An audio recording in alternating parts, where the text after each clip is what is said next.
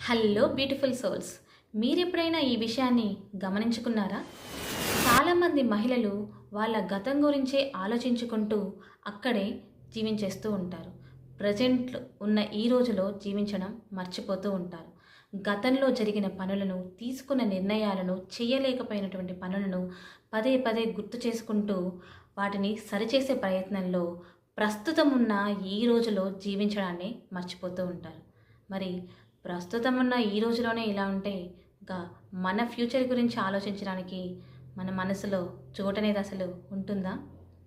అలా అని గతాన్ని మర్చిపోవడం అంత ఈజీ ఏమీ కాదు. అది చాలా కష్టం. కానీ అలా గతం గురించి ఆలోచిస్తూ ఉండడం మన మనసుకి ఎంతో భారంగా అనిపిస్తుంది. ఆ ఆలోచనల నుంచి బయటకు రావాలంటే ఒక మహిళగా మీరు చేయవలసిన మొట్టమొదటి పని మాట్లాడడం.